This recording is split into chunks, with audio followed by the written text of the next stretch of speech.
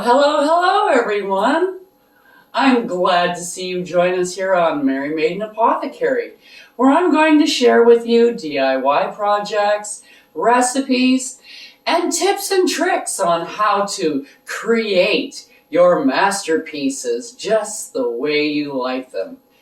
And to also help you rid your home of some chemicals and additives and preservatives and things that you just don't necessarily need in everyday products that you buy at the grocery store.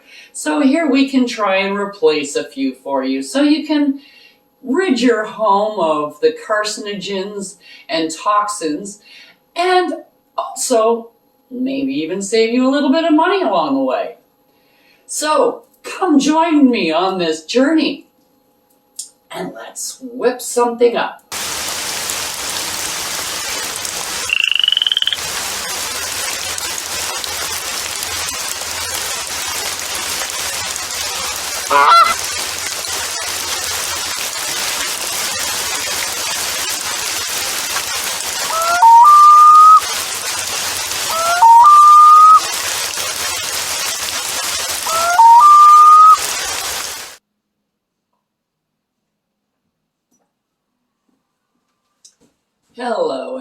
Hello, everyone. I hope everyone is doing well today. I'm going to have a little chat today about floor washes and what they are. A lot of people, by the sound of it, a floor wash, you wash your floor with it. Actually, you're not actually washing your floor with it. A floor wash is kind of like a rinse coat. So you go in and you put your detergent with your laundry, and it takes all of the dirt away out of your laundry. And then you get a rinse cycle. So you can get rid of the leftover dirt that's in there because it's sitting in the water. Then you put in fabric softener, usually in with the rinse cycle. That's kind of like what a floor wash is. So when you're doing your floor, you sweep your floor from west to east. Okay, so you start your floor in the west and you finish in the east. That's just something that I've been told, and I've been doing that ever since. So if you have another tradition, that is totally up to you. I'm just saying this is what we do anyways. So you clean your floor from west to east, and you can wash your floor with anything. Washing your floor with herbs isn't going to get your floor clean. It'll kind of put the dirt and mess it around, and if you're just going to go over it once, you're just kind of putting the dirt on there, and it's evenly distributed in the water that's still on the floor. You have to rinse that off. So once you get your floor washed, and then you're going back in for the rinse. This is when you put your floor wash in. And the floor wash is just liquid that has intent. You can use plain charged water for a rinse, and what that's going to do, because it is positively charged, it will dissipate and try and dispel the negative energy that is in the whole room, just because it is evenly distributed along the floor. And when you walk on it, the energy gets to move around. So floor washes have different intents. You have different kinds of floor washes. You have your regular floor wash, which would be, in my opinion, just plain charged water or divine water.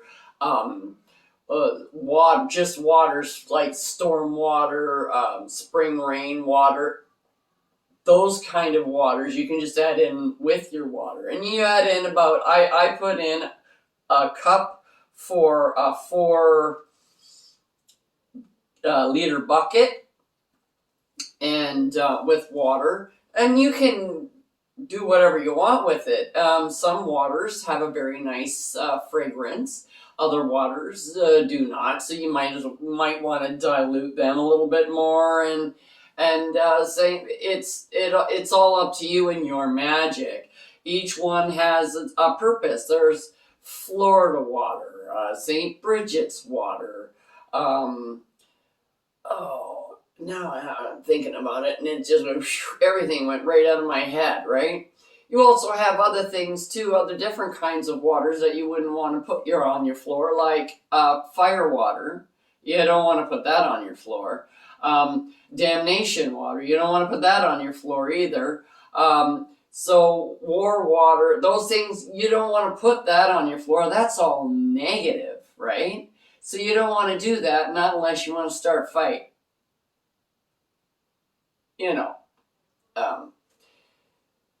kids' pranks. They're wonderful. So you can put whatever you want into your floor wash and do your floors with it. It is totally up to you. So if you want to use like the basil water, there's angel water, amber water, and they all have their different correspondences for whatever intent you want to put in your home, right? If you want something that is new and calming, you can put in chamomile and lavender and lemongrass and things like that in your water.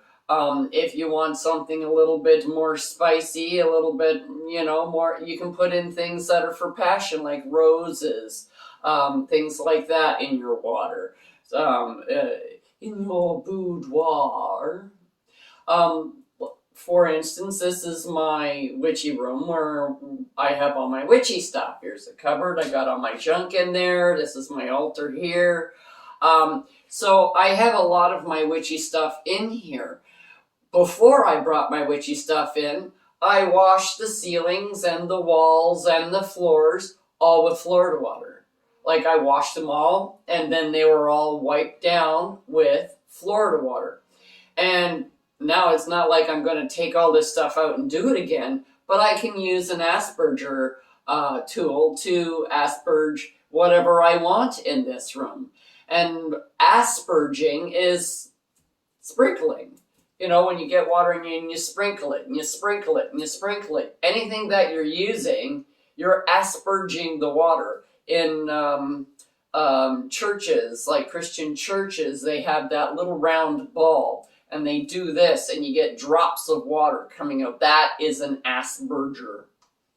But anything you can use. You can use a feather for asperging if you want the intent from an eagle feather. You call upon the spirit of the eagle, and you're asperging this water here. You take it and you flick it. And that's all asperging is. I remember my sister she did divine water in a spray bottle. Spray bottles are asperger tools to switch it out there. The wider the asperge, you can get it so they're droplets in the air, and it's like a fine mist. Or you can turn it down and you can shoot somebody with it, like your cat when they're trying to climb up your new shears. But anyways, there's a lot of different things. You can put anything in water. If you want a specific intent, you put the botanicals in the water. You can even put food coloring in the water. I have seen people do that. And to color the water like a red and put it on the floor, but that is totally up to them. I don't put food coloring in my floor, but paint is another thing, like the different colors on the walls, the colors that you use, the color palette, that I'm sure you understand it has different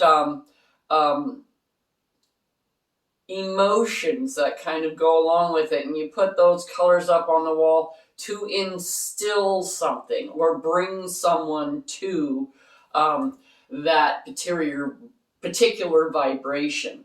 So that's all floor washes are for, and you can use them on the wall and the doorways and windows as well.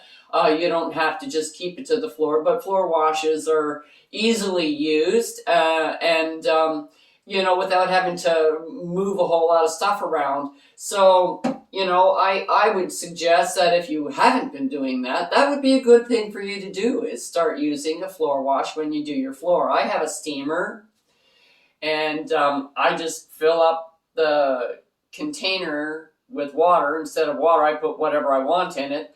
And you just don't put any botanicals in there because it'll clog up the works. So it's got to be well filtered, so there's no little bits inside.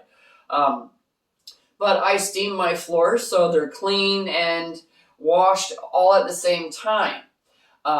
Because I don't use any other. I steam it and it dries before I get back there. And then I use the water bottle wherever I want it. If there happens to be somebody that has come to your home with a lot of deep issues and confusion, worry, that kind of things, it hangs in the air, and you can take your divine water and just go in the place where they were sitting or standing, because it's that space now is heavy, so you want to kind of dissipate that negative energy, and that's an easy way to do it. Well, I hope this kind of clears the air about floor washes and how you can use asperging and things like that. I didn't plan on putting that in there, but hey, it's there. Because I use it a lot, and I'm not sure if a lot of other witches do, but even the perfumes and all of that, that's oils. You're spraying it onto yourself to, bring someone to you, or perhaps keeping people away. But anyways, that's all for today on Mary Maiden Apothecary, and we'll see you soon. Check out the link below for the correspondences and magical properties of the items used in this video. And don't forget to like, subscribe, and hit that notification button so you don't miss any witchy content our three sisters have brewing for you here on The Witches Inn.